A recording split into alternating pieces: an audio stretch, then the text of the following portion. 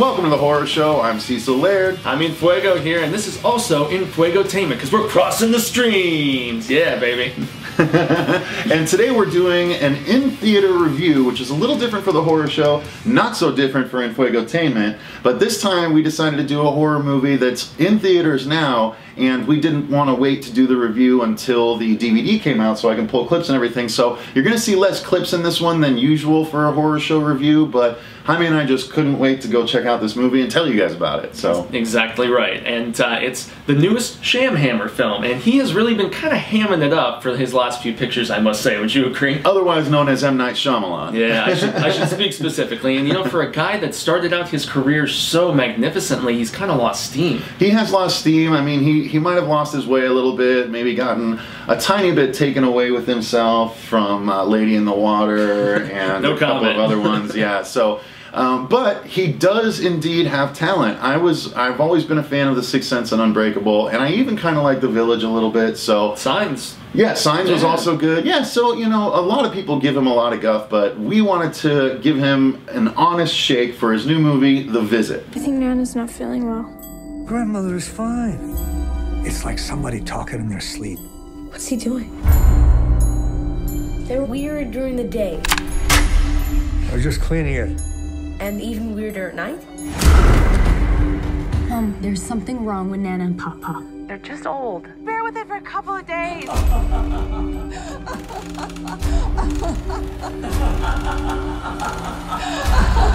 Nana, you okay?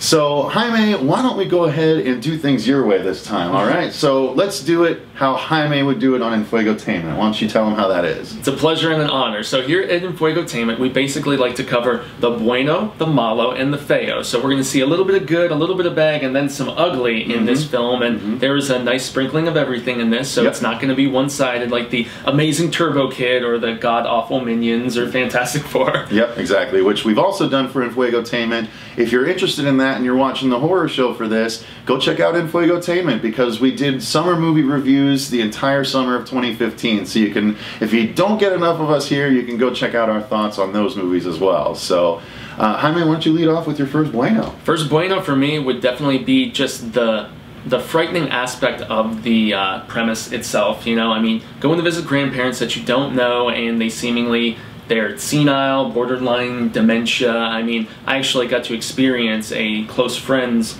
grandmother experiencing dementia, you know, firsthand, and the acting was good by both of the older, you know, counterparts, and it was convincing and frightening, and it really just kind of hit home after that recent experience, because that must be as frightening of a real thing to encounter as anything, right? Yeah, I'd say so. Now, my first bueno is going to be something that at first in the movie I didn't think was going to be a bueno, and that was the acting of the kids.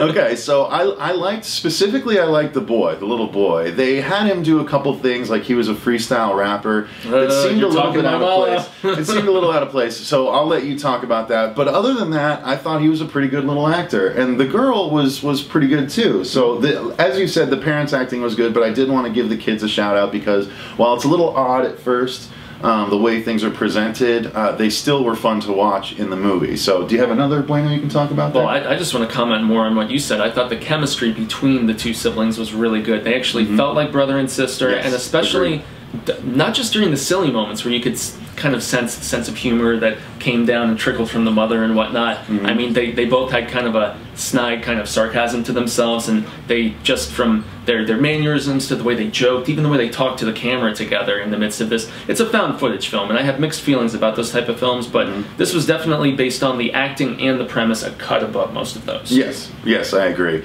And did you have another bueno you wanted to mention? I could definitely mention the fact that the scares, once they finally came, and they built they almost gave you a false sense of security with the humor that they plugged in there. And the humor didn't always work, and I'll get to that with the malo, but, you know, it definitely, once it really started simmering, it was almost like a slow boil that once the steam hit your face, it was really arresting. Yeah, I agree. And my other bueno was going to be the scares that were there as well, because there were a couple of truly unnerving things that they did. Again, it is found footage, so you know you got to take that with a grain of salt. But it did it well. It did it well, and there was a particular hide and seek game that that got to me pretty well. I thought that was pretty well done. So seriously, I did like that. Now I'm going to use that to segue into the first malo that I have, and that is that there weren't enough of these scares. No. They were good, and it built to them, but there wasn't enough of them. There's more humorous than I was expecting it to be. Right, you know? Right, and it was definitely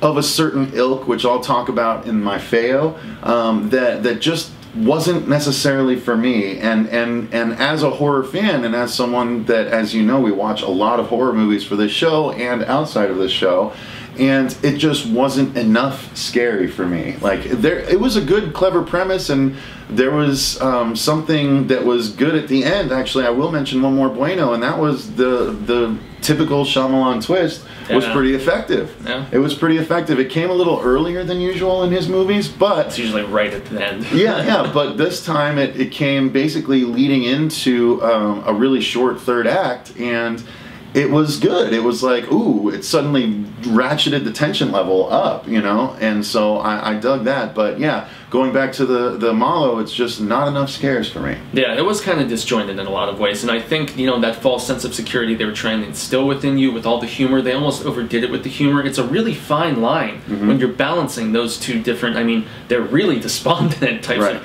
characteristics in a movie. And, I mean, it didn't always hit when it was funny, which is the one thing I was going to mention as a malo, is that the mom, she was on SNL at one point, if I recall correctly. I cannot recall the actress's name, but I felt like her humor, even though it kind of made sense with the trickling down to the kids and their sarcasm and everything, I just didn't like her character. She kind of irked me, and I did not like the hip-hop. I'm sorry, the kid thinks he's like a mix between Macklemore and Slim Shady or something. I don't know. He came off more to me like when the guy from Blur is rapping in the Gorillaz, and that just Well, he even compares himself to Tyler the Creator in the movie, and I'm not a huge I don't really know Tyler the Creator that much, so I can't judge for that, but I know that I mean, he's talking about lining up the chicks. Yeah, and it's just really weird coming out of like a 13-year-old kid's mouth, and I mean, it's a lot of confidence, which is kind of funny to see. It's like almost misplaced confidence, but in certain points it worked well. Yeah. I mean, but the kid, just like with everything in this film, you know, this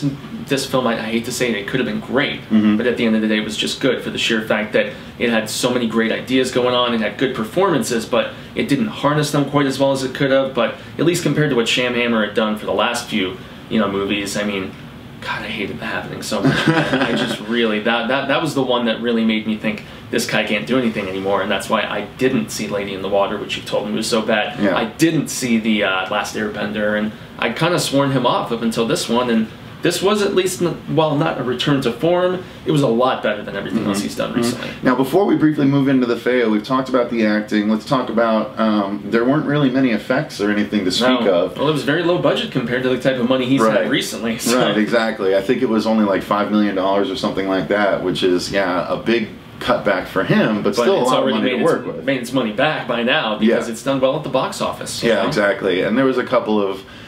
It was a little bit of CG with some movements, and then a little bit of practical with something that could be considered Feo also, which I'll go ahead and use to segue in. Yeah, well, I was going to mention it, but perhaps go ahead. No, please, by all means, go ahead. I think we're going to talk about the same thing here. Yeah, in all honesty, I was blinded just like the kid in this movie, and it really was... It's kind of horrifying, and that's what it was meant for shock value, and it was one of the things that was effective as far as just emphasizing the mental state of these characters in the movie. You know? Yeah, that, and what specifically are you referring to, though? We're talking about lack of clothing, older women. I mean, I guess seeing a big schlong or something would have been way worse, but it is a PG-13 movie, and I'm not going to be like Adam Sandler, you got old balls or something. But yeah, it could have been worse, but there is actually something with an old man and a dirty diaper. A dirty diaper. We're not going to say anything else beyond that, but that was the one scene in the movie that made me wince. Yeah, it was really rough, and you're just like, oh no. Yeah, and the girls seated beside us in the theater were just like, ugh. Yeah, it was an aggressive part, and my Feo isn't quite so on the nose as a Feo, because those were definitely Feo things. You said on the nose. Inside joke. If you've seen the movie, you get it. But yeah, the thing that I thought was a little Feo was that it seemed geared to kids 12 to 15, and it's that's a PG-13 movie. I mean, and that's it though. A lot of PG-13 horror are reaching for an older audience as well. It's just albeit not as sharper gory. kids than your actual, probably target demographic. Because the kids, both the dialogue was snappy and they delivered it well, and there was kind of a moderately meta, self-referential kind of just like awareness to these kids, which I thought was kind of cool. And the fact that she was a filmmaker, this is unfortunately going back to the bueno, but I actually liked the fact that the young girl was trying, that she was an aspiring filmmaker. And she was obviously, she was having like college girl thoughts at age 15, and it was like, okay, well, it just seems a little weird coming out of her mouth, some of the things she was saying, because everyone has that sort of introspection, but not until a few years later. So yeah, I guess they were just precocious, but yeah, I was it just say, felt you a know little a lot off. about the college person with a story to tell that seems so important, right? yeah. Tell me about it. Yeah, but yeah, all in all, it was a good movie. It wasn't great. It was not achieving the levels of the first two. I guess it was kind of as okay as first two Shyamalan movies. Yeah. It wasn't as enjoyable as Signs either. It was basically on the level with The Village, in my opinion. Just kind of okay. The Village. I hated The Village because of the fact, and this will be my last Fuego that I wanted to mention. Shamhammer is notorious for his twist. Like, anytime you see one of his movies, you know a twist is going to happen. And I think for me, that almost took me out of it a little bit, because I was just racking my brain over what's the twist going to be, Are they going to sacrifice these kids? Are they actually crazy? And thankfully, it didn't end up being the twist that I was expecting, which was at least good, and that's what elevates this film a little bit. But yeah, those preconceptions were probably an ugly aspect that I went into knowing things weren't going to be what they seemed, as opposed to, oh, maybe they are and they're not. I mean, maybe it is face value or, whatever. Just because he's notorious for that, it was inevitable for me to think that way. Right, sure. But yeah, I think that about covers the film. How about you? It does, yeah. I mean, I would honestly say make your own judgments about the visit. You know?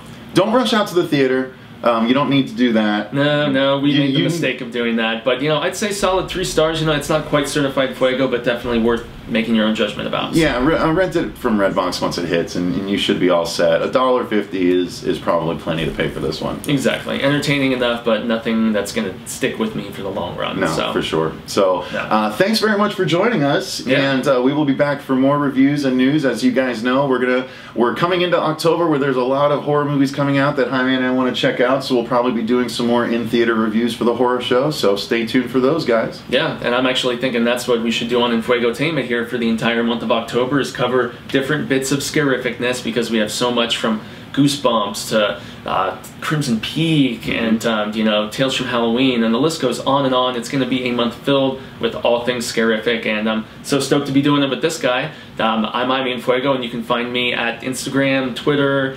Facebook, YouTube here, as you're seeing me, all the social media sectors. And how about the horror show for my Enfuegotainment audience? For the Enfuegotainment audiences, make sure you guys go to thehorrorshowchannel.com or youtube.com/thehorrorshowchannel, which is where you guys are watching it, but not you guys. Boom, boom, boom, boom. We're going to cross the streams. This is eventually going to be all under one umbrella. Exactly, exactly. It is, and probably to the not too distant future, so stay tuned for that. But thanks again for watching, you guys. I've been Cecil Laird. Gracias, I've been Jaime Enfuego. And remember, stay scared. We own this town.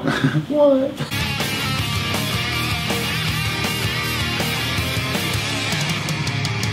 That's what you call cross promotion. Yeah.